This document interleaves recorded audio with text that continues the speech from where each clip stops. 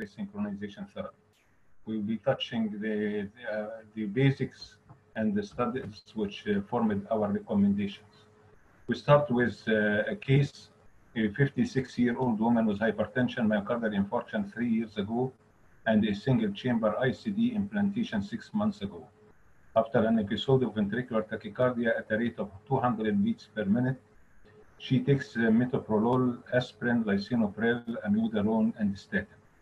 Her ICD is set for a PT zone of 180. As you see, we set the ICD into zones, which is called the tiered therapy. يعني طبقات أو zones مختلفة. A zone for VT, so the rate of VT, which and at which the cardioverter is going to work, is above 180, and a VF zone of 220 beats per minute. The main programming item is the heart rate. In the VT zone, therapy is 2 burst paces followed by 5 35 joules shocks. And in the VF zone, therapy is set for 6 35 joules shocks. She comes to the emergency room complaining of palpitation and dizziness for about 30 minutes without ICD discharge. So she got a ventricular arrhythmia or an arrhythmia, but the ICD didn't work. The following ECG is seen here. So have a look at the ECG, and then the question, which of the following is the reason for why the ICD did not discharge? A, the rhythm is supraventricular tachycardia rather than ventricular tachycardia. B, the ventricular tachycardia rate is below the ICD-VT detection rate. C, lead dislodgement. B, battery depletion. E, amiodarone effect on the defibrillation threshold. Now, if you look at the ECG, no doubt it's ventricular tachycardia. It's if you look to V1, it's an unusual form of right bundle branch block. And as you see, the QRS is very wide. But more important, this patient has a myocardial infarction. And as we said last time, if you have a myocardial infarction, wide complex tachycardia is 95% ventricular tachycardia. So everything points here that this is a ventricular tachycardia. So the answer cannot be A. The heart rate here, if you calculate it, is 150. And if you remember from the stem of the question, the VT zone is programmed at 180. So the pacemaker doesn't see it. He starts, the pacemaker, the ICD starts to work if the heart rate or the ventricular tachycardia rate exceeds 180. This is 150. So probably the ICD read it as a sinus tachycardia or a supraventricular tachycardia. Now, if we go to the other alternative here, lead dislodgement, it's just that the ICD has been implanted 6 months ago, so it's very late for a lead dislodgement, usually occurs in the first few weeks. Battery depletion, it's very early for battery depletion, just 6 months. It's supposed to last for several years, 5 to 6 to 7 years.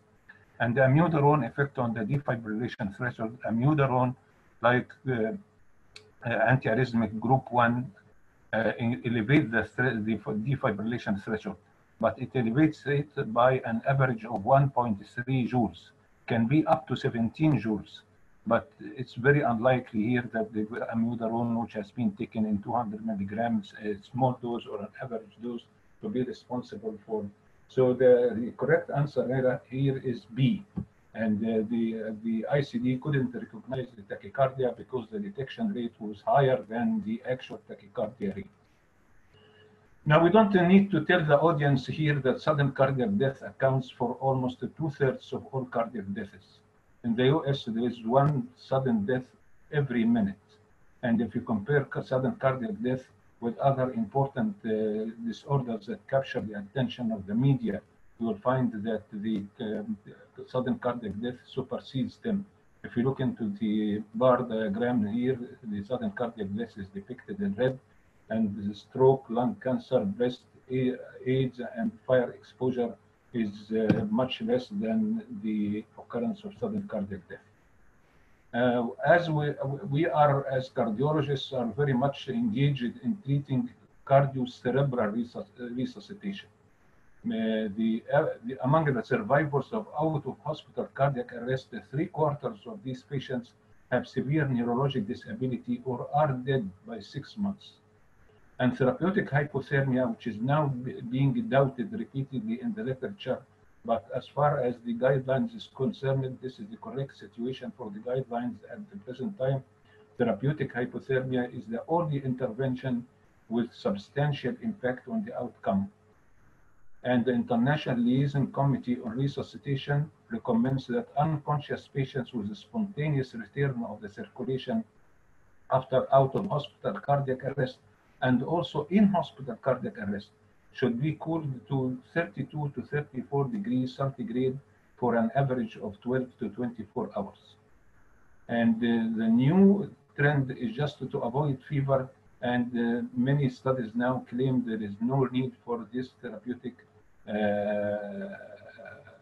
hypothermia, but this is the guidelines which stands true until this moment. The same applies to patients with ischemia who are getting ventricular tachycardia or ventricular fibrillation.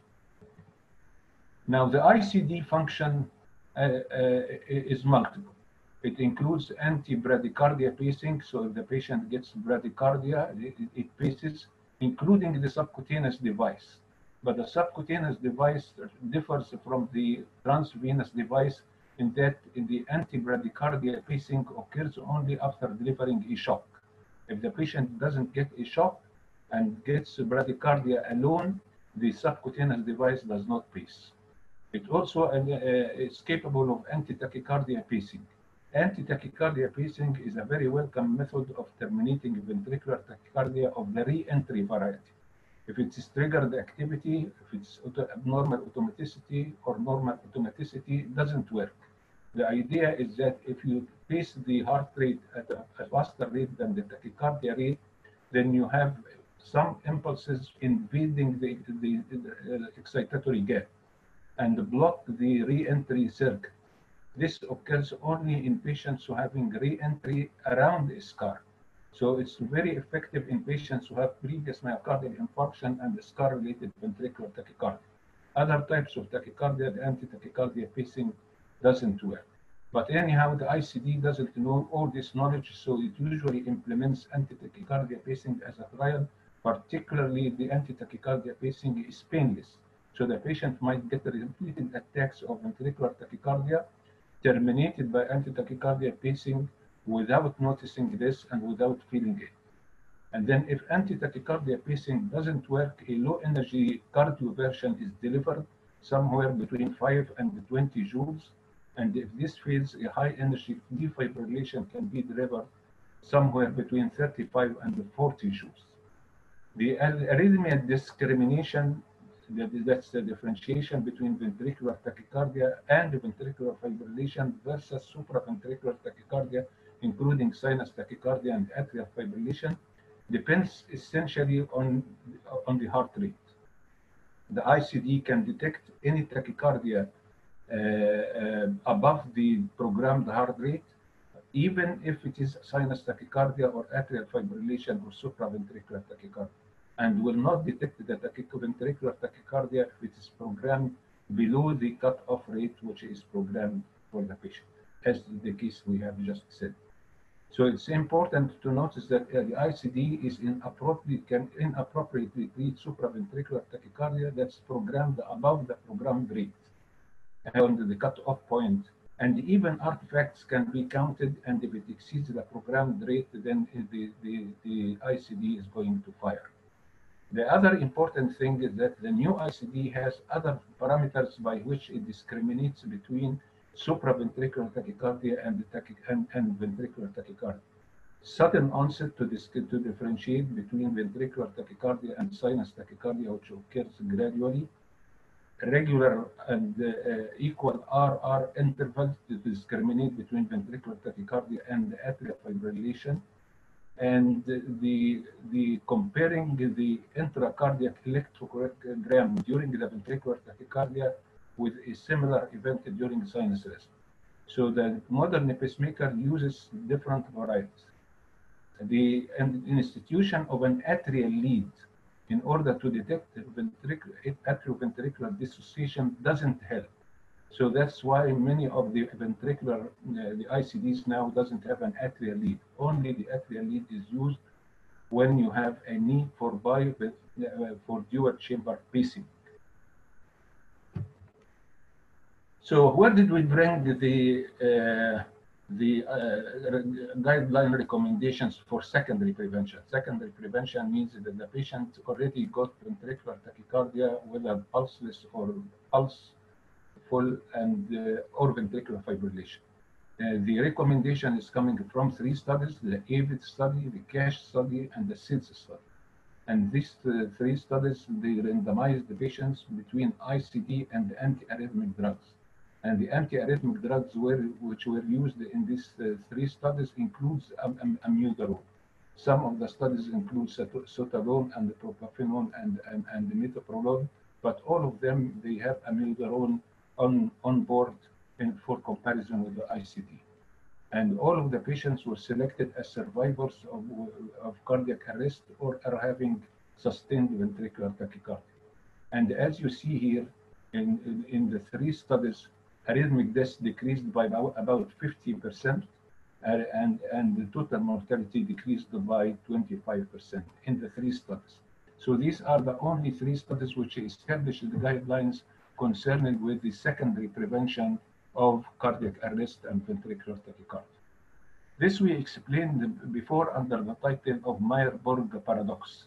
And if you look here, patients who are having a high risk and a high incidence of cardiac arrest and ventricular tachycardia, these are the patients who are having already out of hospital cardiac arrest or in the convalescent phase of myocardial infarction.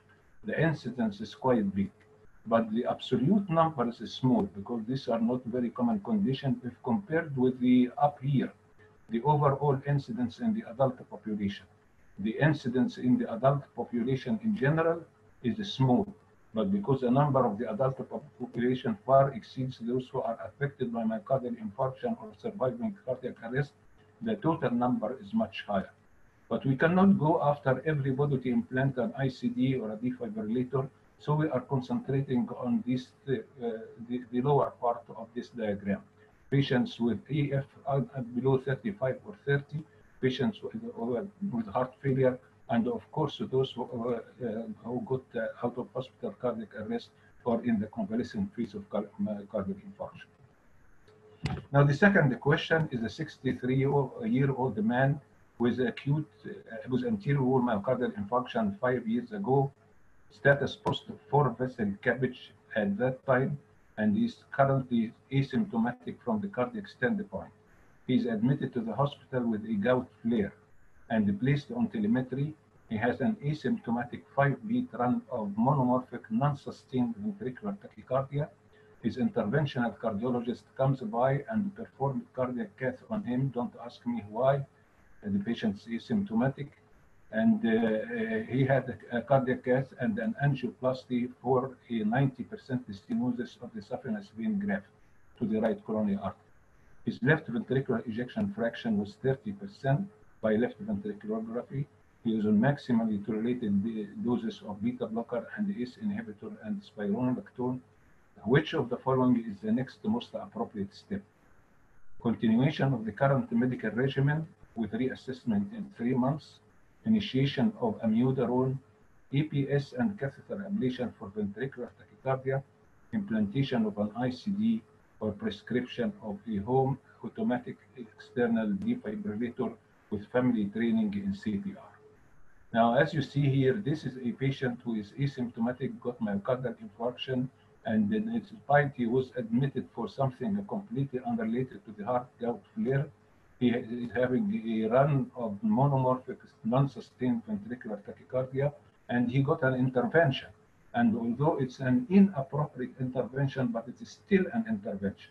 So whenever you have an intervention, you should wait for 90 days before instituting a therapy of ICD. So the correct answer here is continuation is a continuation of the current medical regimen and assessment in 90 days. There is no point in initiating an amiodarone because this is a non-sustained ventricular tachycardia. Usually you don't treat non-sustained ventricular tachycardia. and we program the pacemaker to count a certain number of beats and a certain time interval before delivering pacing or delivering shocks. So most of the non-sustained ventricular tachycardia are not selected by the device to overcome. Now, the different studies which provided the data of the guidelines for primary prevention started in 1996 by the MADE trial, small number of patients, less than 200 patients, randomized between ICD and conventional therapy, and conventional therapy includes any antiarrhythmic drugs or nothing. And the patient population selected for this had prior myocardial infarction, non-sustained ventricular tachycardia, ejection fraction equal or less than 35%, and they had an inducible by EPS 3-beat programmable stimulation to induce sustained ventricular tachycardia. And while the patient is on the table, he took a gram intravenous of procainamide. And then the induction of sustained ventricular tachycardia was repeated and was still induced. And this is the group of patients who have been selected in the MADE trial. And what happened is that patients who have been randomized to ICD, they got a 54% reduction in mortality over 27 months. Now, a year or 2 years later, we had the MUST trial, much larger group of patients with prior myocardial infarction, ejection fraction equal or less than 40, non-sustained ventricular tachycardia with induction of ventricular tachycardia at PEPS, randomized to what was the fashion at that time. People of my generation was witnessing this. The ideal method in the late 90s for treating patients with antiarrhythmic drugs was EP-guided therapy with antiarrhythmic drug. So they were randomized with EP-guided therapy. The patient gets induction of ventricular tachycardia by EPS. Then he gets several doses of antiarrhythmic drugs as an outpatient. And then he returns again to the EP lab for induction of the arrhythmia. So the patient was divided, the patients were randomized into 3 arms. One arm with ICD for ICD, the other arm for nothing. They just let the patient go and said good luck. And then patients who got antiarrhythmic drugs, that was the ideal method at that time in EP guided. And miraculously here, the patient who had the best outcome, the best survival rate were those with the ICD, and the worst outcome were those taking EP guided antiarrhythmic drugs. And in between, the patients who had nothing. So this was an important study which told us that antiarrhythmic drugs might be deleterious, even they are less efficient than giving nothing and saying to the patient just good luck. So at this time, the investigators started to realize the importance of not induction, but the importance of the ejection fraction in selecting patients for ICD. And here came the MADE-2 trial, a documented myocardial infarction, several months prior to entry, more than 3 months and more than 3 months post-revascularization. These patients had an ejection fraction equal or less than 30%. There was no qualifying arrhythmias, only the ejection fraction was the indicator which has been chosen as the parameter that must be included in the study. And there is no assessment of inducibility prior to randomization. So no procainamide, no inducibility, and the only thing is that these patients were patients having prior myocardial infarction or prior revascularization and no ejection fraction. And again, the defibrillator was the winner with 30% improvement in survival compared with conventional antiarrhythmic therapy. And the last study of the secondary prevention of the primary prevention trials was the Scott-Heft trial. This is a 3-arm trial, 2,500 patients with ejection fraction 35% or less, class 2, 3, or 4 congestive heart failure for at least 3 months despite optimal medical treatment. It included both ischemic and non-ischemic cardiomyopathy, mean ejection fraction was way low, and the QRS was widened a little bit, and there was three-way randomization. Patients was randomized to the ICD, nothing, or amiodarone. And it turned out again that the pacemaker was the winner in this condition. But notice that amiodarone was just had a neutral effect, like nothing. And this is one of the reasons we are using amiodarone as top priority in treatment of, at least they don't kill patients. So we use it because it decreases arrhythmic death, but has no effect on general total mortality. Actually, there is no one single antiarrhythmic drug that improves total mortality. So based on these 4 studies and the 3 predecessor studies for secondary prevention, the CATCH, the SIDS, and the ABID, the guidelines of 2012 was produced. And the class 1 indication for secondary prevention are survivors of cardiac arrest due to VF or hemodynamically unstable sustained ventricular tachycardia after exclusion of a completely reversible cause. Serum potassium of 3.5 cannot produce ventricular fibrillation. You ought to get serum potassium of 1.5 or 2 secondary to laxative abuse or incessant diarrhea. Patients with structural heart disease and the spontaneous sustained ventricular tachycardia, whether stable or unstable, again, class 1 recommendation for secondary prevention, or patients with syncope of undetermined origin, but during PS, you can induce sustained ventricular tachycardia or ventricular fibrillation.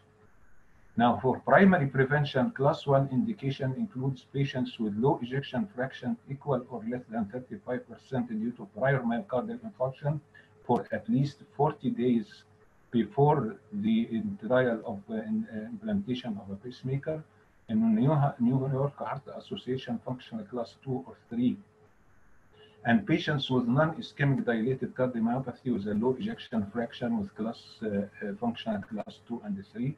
Patients with prior myocardial infarction and more than 40 days post-myocardial infarction, left ventricular ejection fraction less than 30, and functional class 1, almost asymptomatic, and patients with non-sustained ventricular tachycardia due to prior myocardial infarction, left ventricular ejection fraction 40, and inducible VF by up to double stimuli. Notice here that in the last indication here, there is no time interval. The others, we are insisting on having 40 days for after myocardial infarction. And now the recommendation for non-ischemic cardiomyopathy is to wait for 3 months because many of these patients, they improve their ejection fraction and it comes above the threshold for implantation of ICD. But in the last recommendation here, there is no time indicator. So you can early on try to induce patients with non-sustained ventricular tachycardia and ejection fraction less than 40. You try to induce by double electrical stimulation sustained ventricular tachycardia, and if the patient is induced, then you can implant an defibrillator. Class 2 indications for primary or secondary prevention: unexplained syncope with significant left ventricular dysfunction and non-ischemic cardiomyopathy.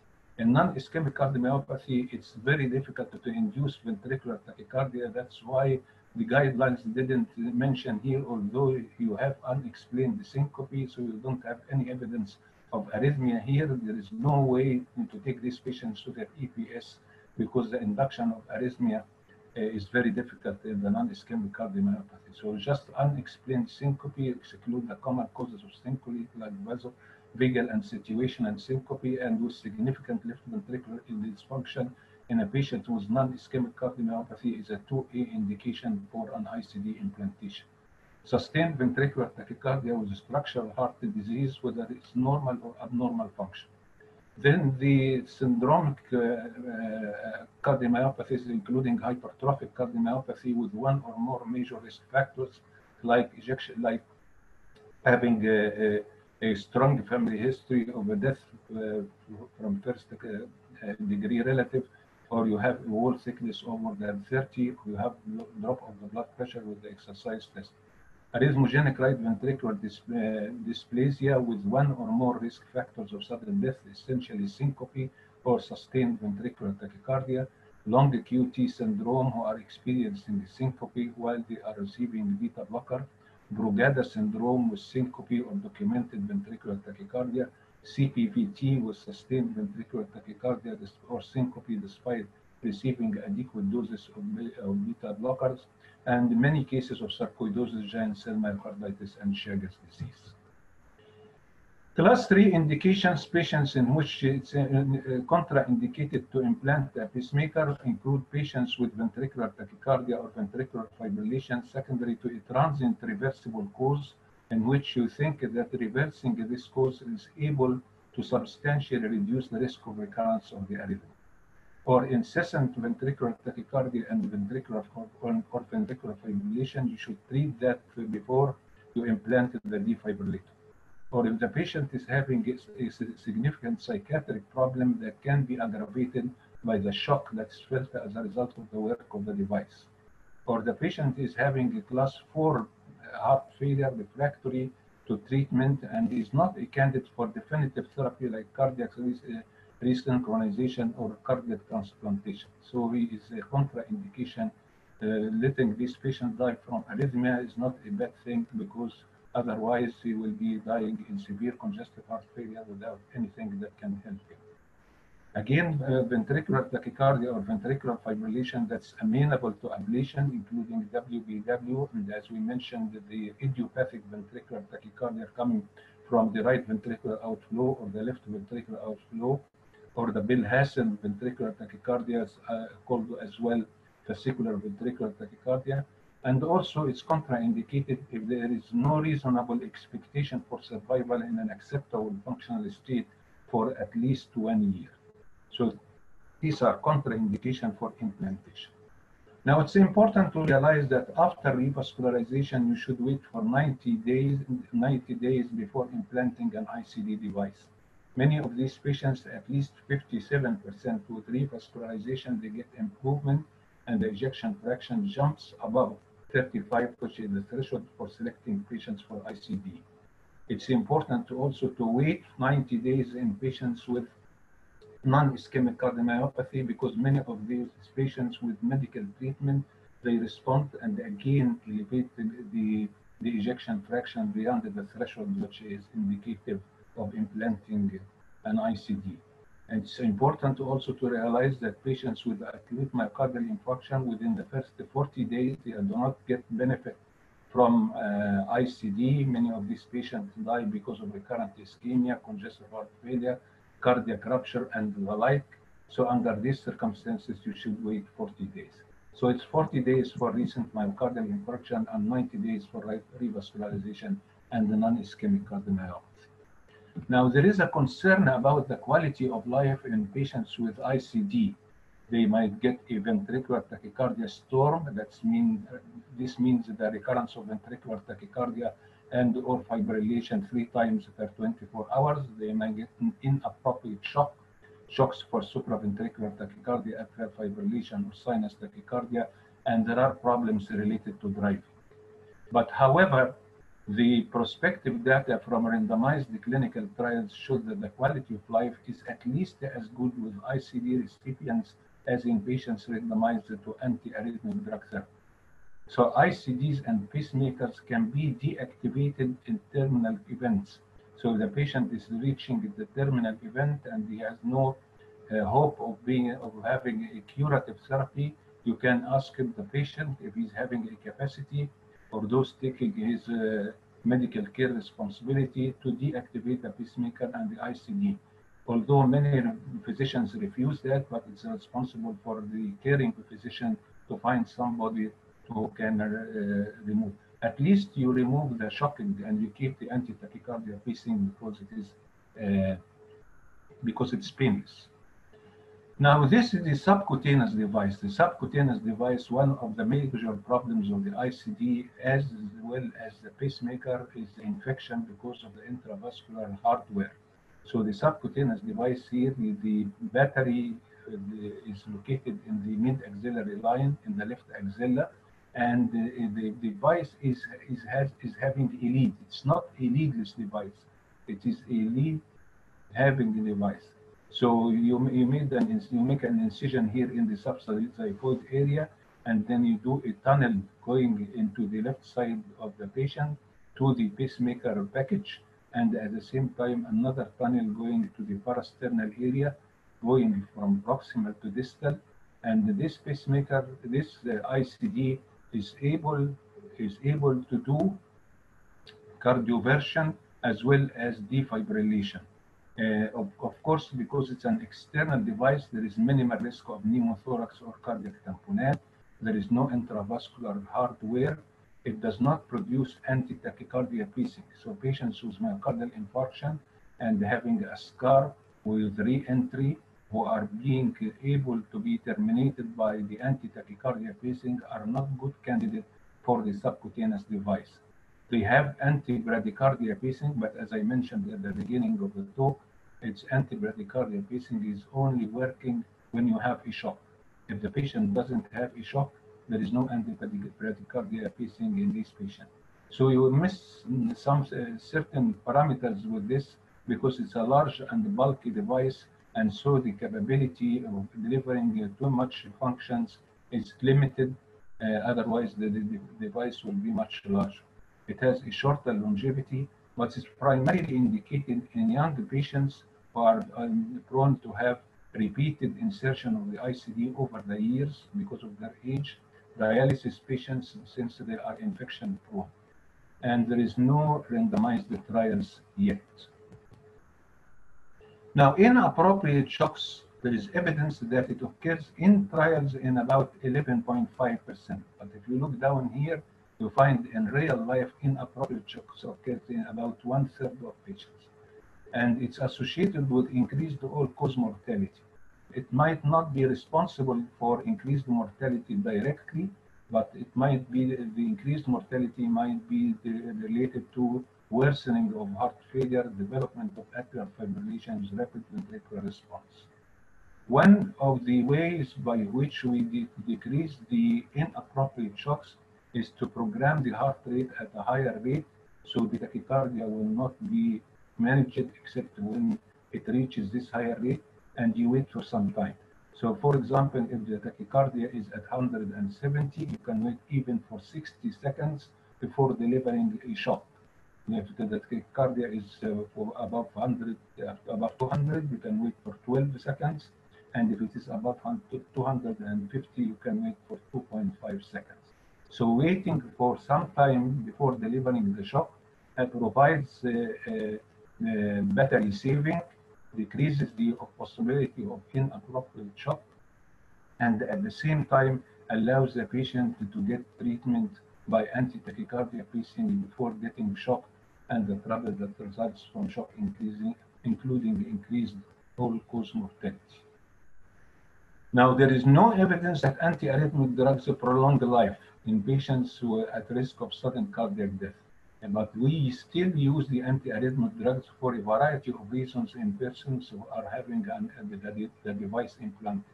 We use it for poorly tolerated ventricular tachycardia, so we give the antiarrhythmic drug to decrease the ventricular tachycardia rate, or we do an ablation. So you can do a drug or you can do an ablation. And to improve the efficacy of anti-tachycardia pacing, which is painless and very well tolerated by the patient. Actually, anti-tachycardia pacing is efficient in almost 3/4 of patients with ventricular tachycardia. And is used in treatment of atrial arrhythmia, which is commonly associated with ventricular arrhythmia, particularly patients with atrial fibrillation. Amiodarone raises the atrial defibrillation threshold, as I told you, but on the average it's a small number, 1.3 joules, but it can be increased by up to 17 joules. And we don't usually do a defibrillation threshold testing except under certain circumstances. One of them is giving a large doses of antiarrhythmic drugs, so you need to defibrillate the patient to test the defibrillation threshold. Or if you are implanting the device on the right side, so the activation vector is not involving the whole heart, or if the patient is getting a new myocardial infarction in the place where the shocking electrodes are located, or if you are making an electrocautery near the electrodes. So under these circumstances, the reason we are not doing the defibrillation threshold is sometimes two reasons. Number one, defibrillation is a probabilistic function.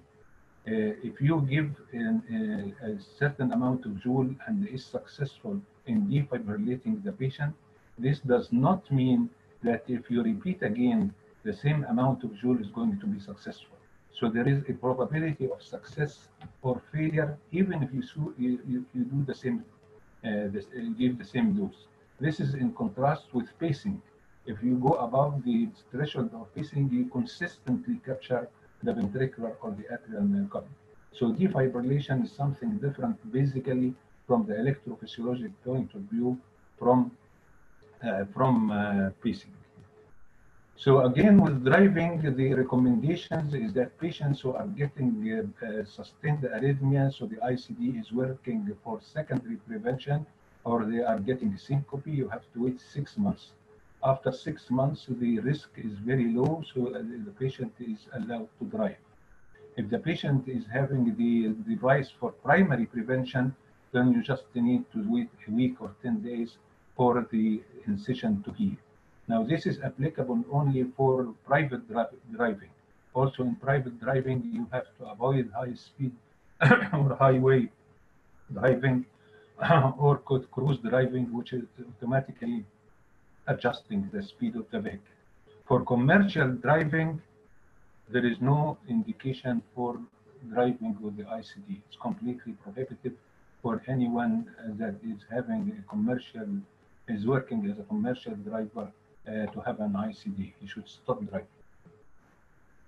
Now, question 3. A 62-year-old man with coronary artery disease and ejection fraction less than 30 underwent implantation of a single-chamber ICD for primary prevention of sudden cardiac death 6 years ago. He complains of shaking chills for 3 days, admitted to the hospital, blood culture and positive for Staph aureus. He remains febrile for 3 days despite treatment with vanco and gentamicin. Physical examination, there is no signs of infection. Transesophageal demonstrates no vegetations on the cardiac valves or the lead. And what's the most appropriate next step for his care? Continue for 6 weeks because you think this is bacterial endocarditis and give vancomycin and gentamicin, or the ICD generator and lead should be removed, or give metronidazole for anaerobic infections, or add amphotericin for suspected fungal infection. Now, if you get an infection, everything should come out, except possibly when it is a superficial incision infection. If it is superficial incision infection, you can try antibiotics for a week or so. Apart from that, any evidence of infection, everything should get out, which is a big problem.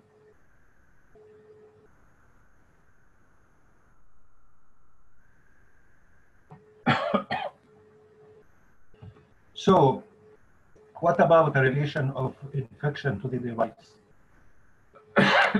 Infection and the devices, the electronic devices, whether they are pacers or ICD, do not mix. They cannot be implanted during active infection. Pocket infection or lead infection, you must remove the device completely. They can occur anytime after the implantation, even several years after the implantation, although the bug has been implanted during the procedure, but it can be very indolent and appear several months or even several years later. Staphylococcus aureus is a common pathogen.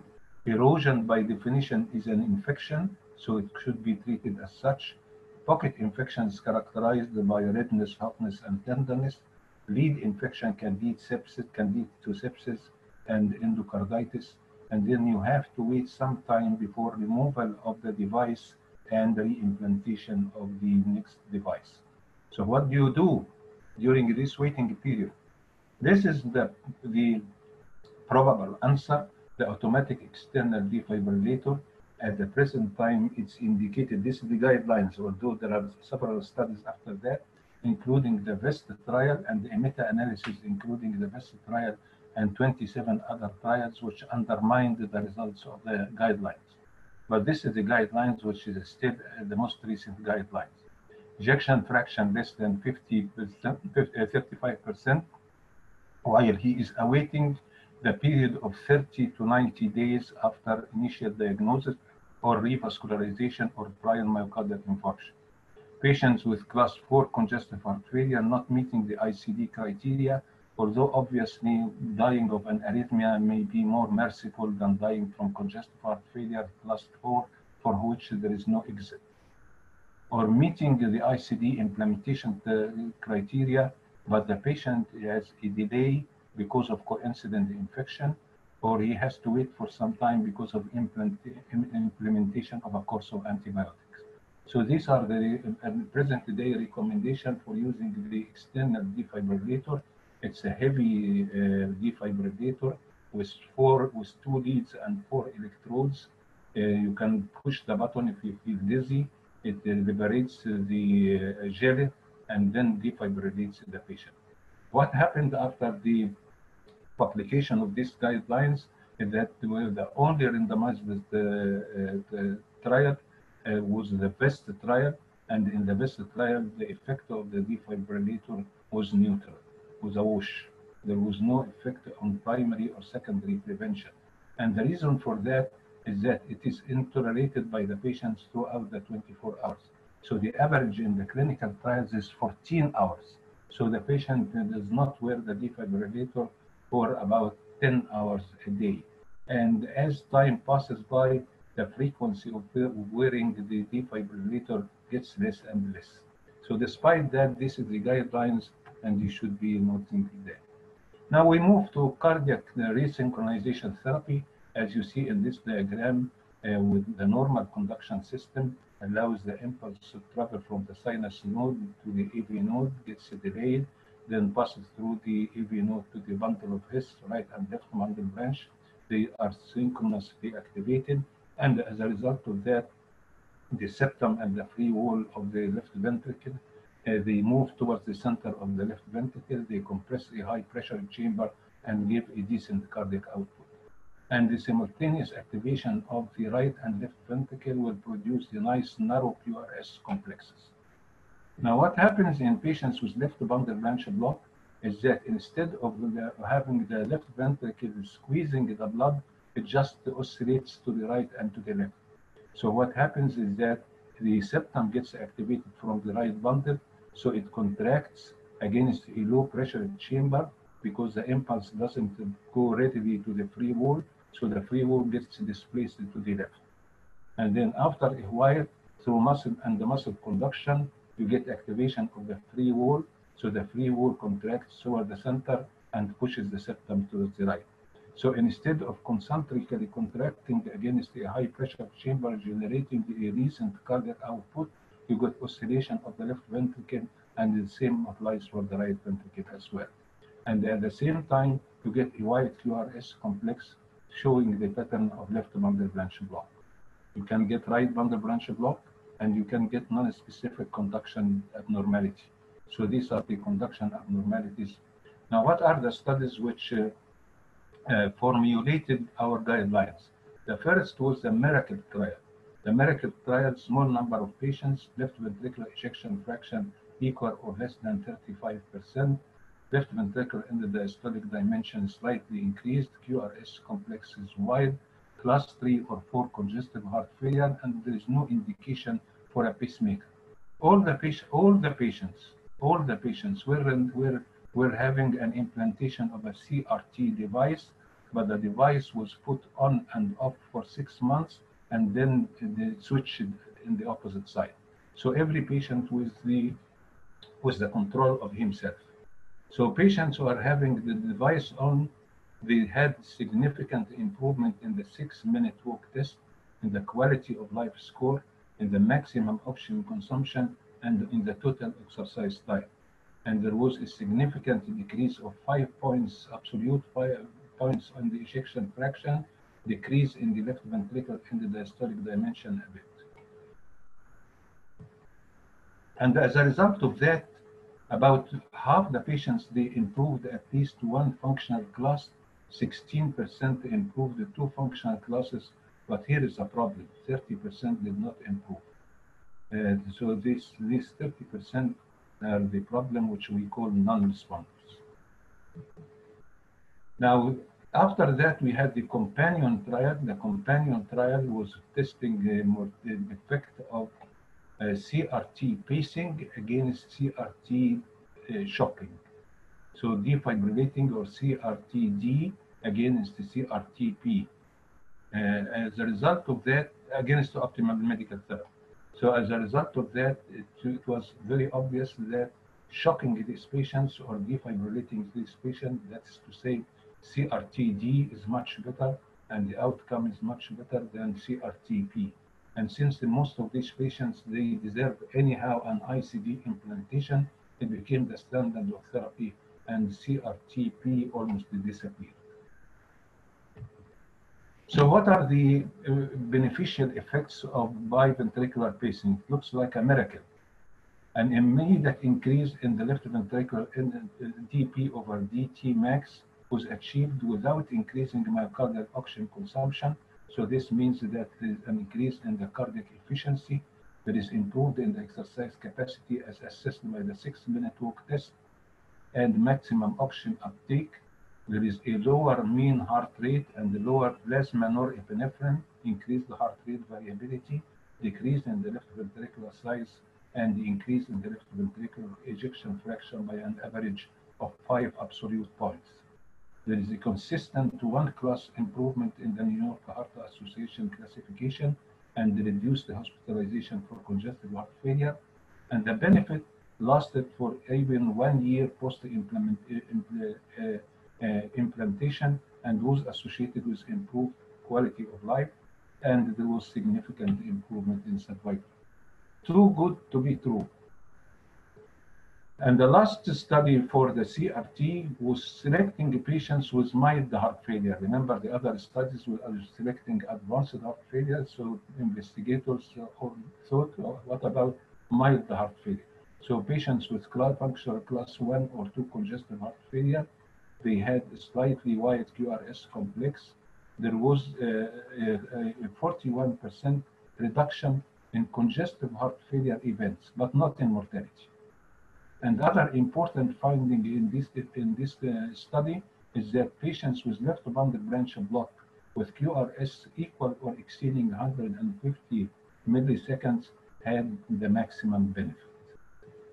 So this study formulated the 2012 indications for cardiac resynchronization therapy. And in this recommendation, this guidelines, there is only one class 1 recommendation, and this one recommendation indicates 5 items. You ought to have ejection fraction equal or less than 35. This is 1. Normal sinus rhythm, left bundle branch block, QRS equal or above 150, and the New York Heart Association class 2 or 3 or ambulatory class 4 on guideline directed medical therapy. If you have all the 5 items here, you are a class 1 indication for CRT.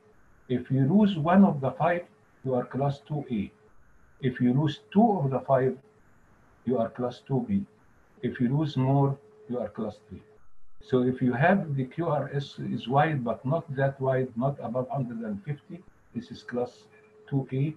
If you have a non-left bundle branch block pattern, although the QRS is 150 or more, if you don't have a sinus rhythm, but you have an atrial fibrillation, or if the patient is undergoing a replacement or implantation of a new device and is anticipated to have pacing more than 40% of the time, this is a class 2A indication for an for a CRT. Class 2B recommendation for CRT, you lose 2 of the 5 items that I indicated for class 1 recommendation.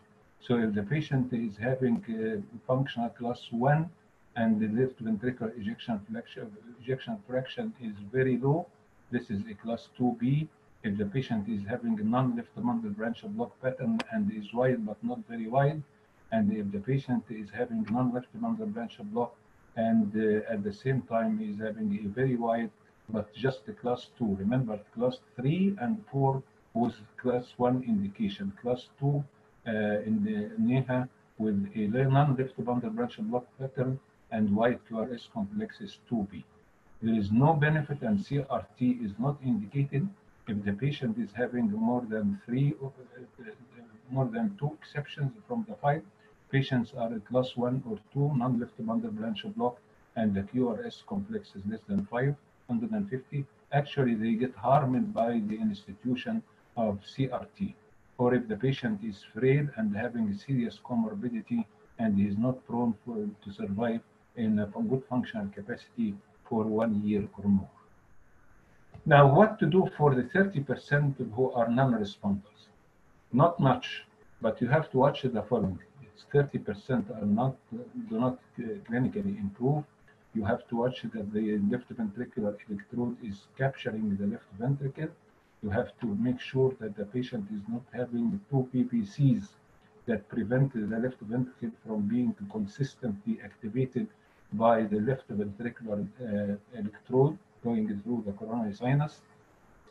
The pacing should be more than 95% of the time. But if you have so many PVCs, it is going to be activated by the PVCs and prevent the pre-excitation of the left ventricle. The heart rate should be slow in patients with atrial fibrillation. If it is fast, then it's going to capture the ventricle before the device delivers the left ventricular impulse. You should have an optimum time of the VAV interval. The AV interval should not be too short in order to to allow the left atrium to empty into the left ventricle, and it should not be too long in order to allow pre-excitation of the ventricle by the electrode going through the coronary sinus and not by the supraventricular activation. You should have an optimum place for lead location. This is usually in the posterobasal part, better in the basal part than in the apical part, and particularly patients who are having arrhythmia, if you locate it in the lateral or the posterior wall, you get less arrhythmogenic side effects. Now, as a result of that, every person has been preoccupied by what to do for this 30% of patients that are non-responders to CRT. Actually, from the imaging point of view, we have to pay attention to 3 types of dyssynchrony. The atrioventricular dyssynchrony, and this is the AV interval. As I said, it should not be too long, it should not be too short for the reasons that I just mentioned. And the right and left interventricular dyssynchrony, and usually this is programmed by the pre-ejection period for the right and left ventricle. Differences in between should be less than 40 milliseconds. And then the interventricular dyssynchrony, and the interventricular dyssynchrony can be helped by tissue Doppler, putting the sample volume in the base of the free wall and in the base of the septum, and looking for this is the S wave, and this is the E prime, and this is the E prime, and the distance between the right and the free wall and the septum should be less than 130. Despite all of that, there is no much help. If you do all of these things, very little percentage are responding to this. Even if you use speckle tracking, with the speckle tracking in this diagram, they are matching the anteroseptal area of radial strain. Radial strain is thickening, the degree of thickening with the posterobasal area. The difference here should not exceed 130.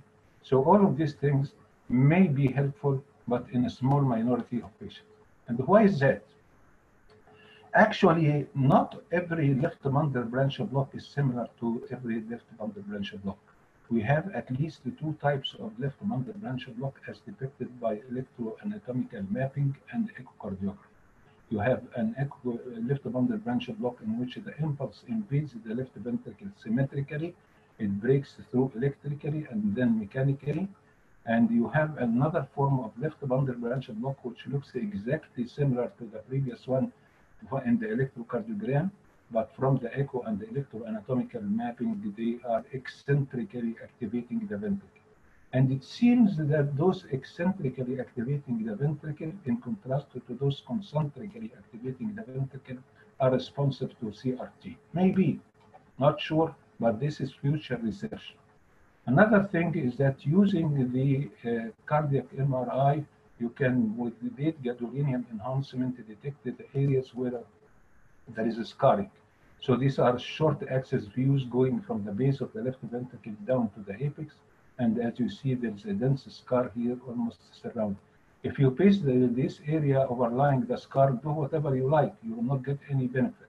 But you have to go to an area of viable myocardium in which there is no delayed gadolinium enhancement. We can get also the help from CT. CT, in contrast to coronary standard invasive coronary angio, can reveal not only the arterial system, but the venous system as well.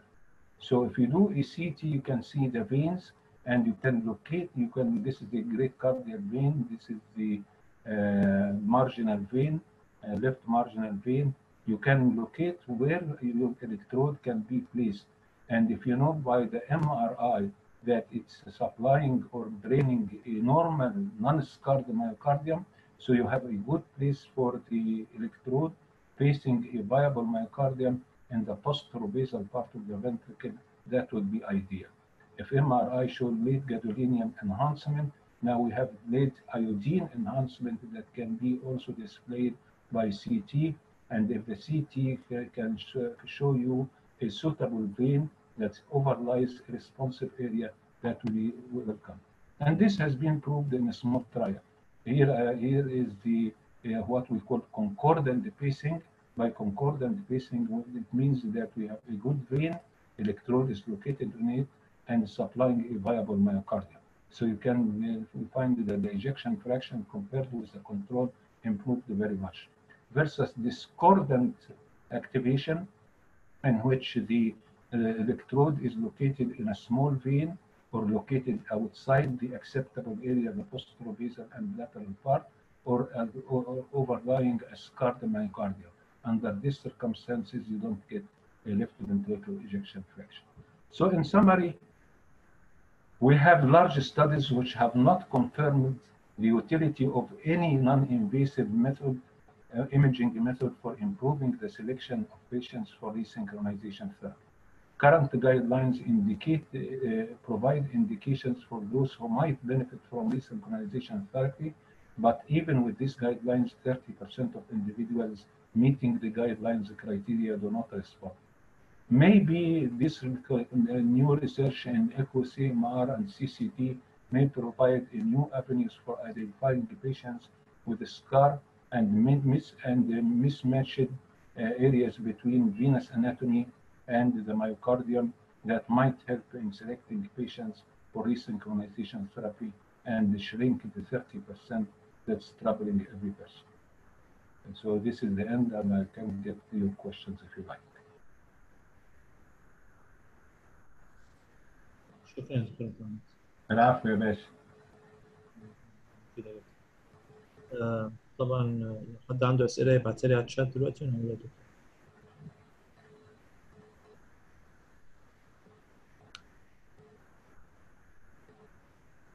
له. في سؤال هنا حضرتك. What is the definition of the 6-minute walk test or the quality of life improvement post CRT? لا what is the definition of 6-minute walk test? كمل. Or quality of life improvement post CRT. 6-minute test ملوش definition، انما هو عباره عن تيست. التيست ده بنعمله ازاي؟ بنيجي حتى زي مثلا الطرقه قدام الاسم في القصر العيني، ونختار حته طولها 30 متر، ونحط كون زي بتاع المرور ده في اولها وفي اخرها، وبعدين بيقف واحد بستوب ووتش ويقول للعيان انك انت امشي من الكون ده هو لغايه الكون ده ولف حواليه وكمل. وبنشوفه في ال 6 minutes دي هي مشي قد ايه. طبعا عباره عن عدد الدفات بنضربها في 30 اللي هي المسافه اللي بين الكولز. طب افرض ان العيان تعب ان بتوين فيركن على الحيطه، بس اللي هو راكن على الحيطه وواقف، وفي الحاله دي هي بنحسب الوقفه دي هي من ال 6 minutes. يعني هو لو مشي مثلا من ال 6 minutes دي 4 دقائق واستريح دقيقتين يبقى مشي 6 دقائق. الحاجه الثانيه ان هو ساعه ما بيخلص ممكن ما يكونش مخلص عند الكون، بنجيب كرسي بعجل ونجره ونقعده عشان يستريح في الفتره دي.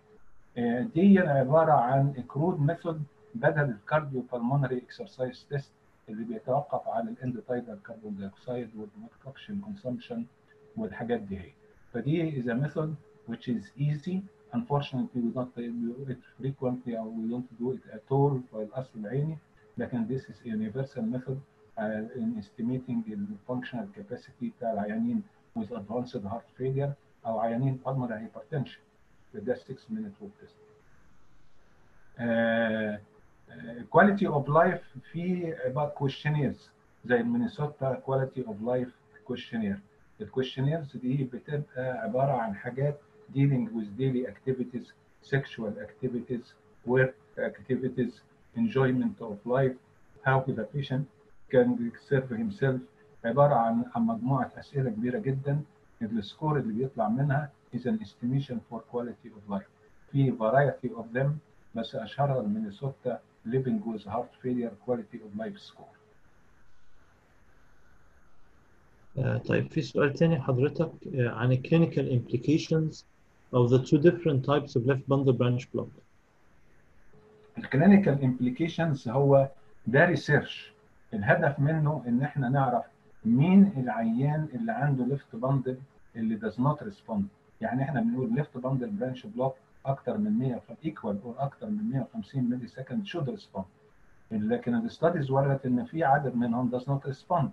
بندور في العدد ده هو هل هو كابشرنج، هل عنده بي بي سيز، هل عنده رابيد اتريال فايبريليشن، هل عنده كوموربيديتي، هل هارت فيلير مش متصلح، هل المسافات اللي بالفي في انترفال والاي في انترفال ابنورمال. الحاجات دي كلها. لكن من الحاجات اللي هي بتخلينا نعرف ان احنا لقينا ان مش كل ليفت باند زي كل ليفت باند. الايكو والالكترو اناتوميكال مابينج بيوري ان الانفيجن بتاع الليفت فنتركل اللي جايه من الرايت فنتركل ثرو ماسل تو ماسل كوندكشن كان invade the left ventricle eccentrically or concentrically.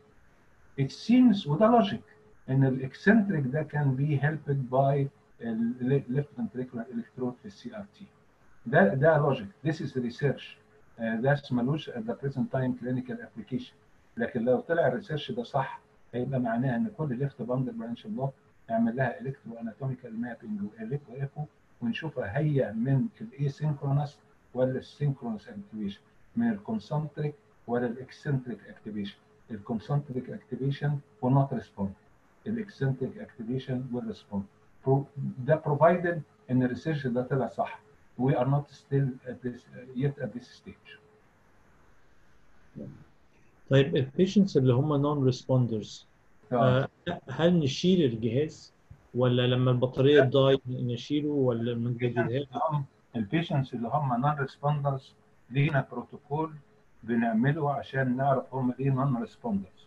اول حاجه ممكن يبقى هو نون ريسبوندر لانه عنده كلينيكال بروبلم، زي مثلا ان العيان in severe congestive heart failure او ان he's having rapid atrial fibrillation او عنده comorbid condition زي انيميا او COPD.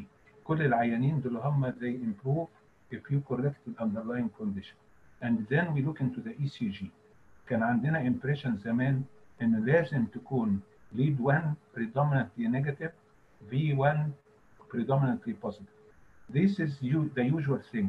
لكن we now realize that this is not an essential point. يعني لو لقيت الليد 1 ما هياش predominantly negative وفي 1 ما هياش predominantly positive مش معناه ان الالكترودز محطوطين غلط، لكن لازم تبص على الالكترودز. بعدين نمره 3 بنinterrogate الديفايس ونشوف هل هو بيشتغل بيقيس الليفت فنتركل 95% or more of the time ولا اقل. وبعد كده هو بنبص بقى، بنستعين ببتوع الايكو to measure the VV interval and the AV interval. And then we do a chest X-ray to see the electrodes are located in the appropriate position ولا لا. Sometimes we do a little intervention زي ان العيان يكون عنده severe mitral regurg that needs afterload reduction or even surgery. Or sometimes the patient is responding but the response ما هوش marked، لكن if you put him on left ventricular assist device يبقى marked. So these are the different steps. كل ما كان ليه الجوريزم فيه، وفي ناس ما بتشتغلش بالالجوريزم، بتدور على الحاجات دي كده هبذا، لكن this is the common algorithm which is used عشان انك انت تشوف النون ريسبوندر، لكن ما مشيتش الجهاز. ما مشيتش الجهاز. لكن السؤال هو النون ايميجينج هل هو اوف هيلب؟ sometimes but not consistent. sometimes. وبالتالي لما البطاريه تخلص نغير البطاريه برضك ولا؟ لما البطاريه تخلص، زي انت عندك البطاريه دي بتخلص بطريقتين سواء في البيس ميكر، عندك الالكتيف ريبليسمنت انترفال وعندك الاند اوف لايف فيز. الالكتيف ريبليسمنت انترفال البطاريه تشتغل لمده اشهر بعد كده، بس sometimes تبقى less efficient. يعني ايه؟ مثلا توقف عشان توفر البطاريه، توقف انها تعمل انتي تاكيكارديا بيسنج. انت بتركب CRT ففي ديفابريليتور، فهو لما تيجي في الالكتيف ريبليسمنت انديكيتور او انترفال بتبقى عشان توفر الانرجي، تخلي الشوك شغال لكن تشيل لك الفانكشن، وبعدين بعد شويه تلاقيها انها ما بقتش بروجرامبل، وبعد شويه ما بتطلعش كل الداتا في الانالايزر وهكذا. بعد كده بعد عده الاشهر دي اذا ما انت ما غيرتش البطاريه هتخش في الالكتيف الاند اوف لايف فيز.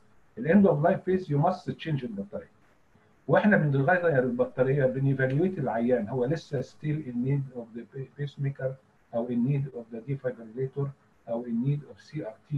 سيم السيدز اللي هي كاردياك الكترونيك ديفايسز ار تريتد ذا سيم.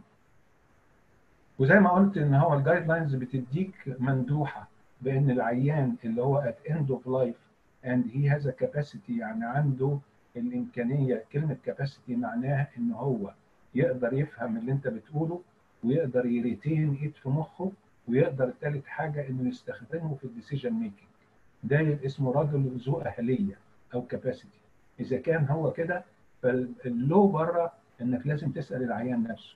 احنا هنا هو بنسال العيان وبناخد راي الاهل، لكن طبعا العيان لو ما عندوش كاباسيتي يبقى هتاخد برضه الاهل، ولو ما فيش اهل هتاخد راي مجموعه من الدكاتره. يو ار الاود انك انت يدي اكتيفيت الديفايس من اوله لاخره ما بنشيلوش، لكن بندي اكتيفيت الديفايس او اتليست ندي اكتيفيت الشوك، يعني ما يبقاش بيتعذب. في اشكال في الاجهزه الجديده. الاجهزه الجديده انت عندك بطاريه بتشحن كاباسيتور اللي هو الموسع.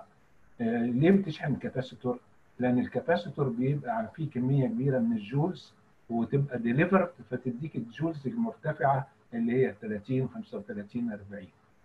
الكاباسيتورز اللي هم في الاجهزه الجديده بقى بيتشحن في 10 ملي سكند، وبالتالي ممكن ان هو يفرغ الشحنه بتاعته والعيان لسه كونشس، لسه ما غرقش وما بقاش انكونشس بسبب الاريزم، وبالتالي توجعه جدا.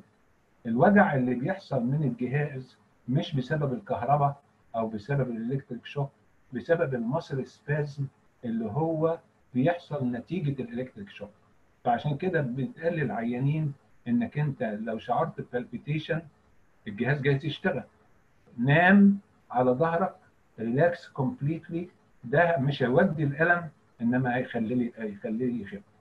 لكن 75% من العيانين ما بتحتاجش شوك، لان الفنتريكولار تاكيكارديا بتروح بالانتي تاكيكارديا فيز. مين هم ال 75% اللي عندهم التاكيكارديا سكار ريليتد، مايوكارديال انفاركشن او نون اسكيميك كارديوميوباثي سكار ريليتد، وبالتالي ري انتري يو بيس يو انتر ذا اكسايتابل جاب determinated by the antidromic and and orthodromic passage of the excitatory wave توقف الري انتري سيركل. لكن العيانين اللي عندهم ventricular fibrillation ده ما هواش سيركس موفمنت. لو العيانين اللي عندهم triggered activity من اي نوع early after depolarization or late after depolarization او polymorphic ventricular tachycardia, these are patients اللي فيهم الانتي تاكيكارديا بيسنج از فاليشيس. ده محتاج. العيانين دول هم ممكن تركب لهم سبكوتينس ديفايس. ليه؟ لان السبكوتينس ديفايس ما بيعملش انتي تاكيكارديا بيسنج، لكن ما تقدرش تركب السبكوتينس ديفايس لعيان عنده مايوكاردال انفاركشن and you think that the ventricular tachycardia is related to the scar. بس ده اللي انا عاوز اقوله. تمام، شكرا يا دكتور محمد. هو ما فيش اسئله ثانيه جت لي. طيب احمد جماعتي مش موجود برضو؟ مش عارف. ماشي. دكتوره وفاء مش عاوزه تسال او عاوزه تعمل كومنت. دكتور محمد عبد الغني عاوز يعمل كومنت. شكرا يا سعاده البيه، ربنا يخليك لينا يا رب. عمر يا ست الكل عاوزه ليكي كومنت. مستنيه الكونجنيتال بقى المره الجايه. لا احنا لسه فاضلنا طيب. محاضرتين لسه. عندنا الانتي اريثميك دراجز.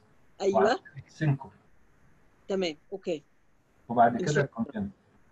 ان شاء الله يا بيه، كتر خيرك. شكرا يا ست الكل. تصبحوا على خير. تصبح على خير يا فندم، مع الف سلامه. كده تصبحوا على خير. مع السلامه يا ياسر، مع السلامه يا جماعه. عليكم السلام.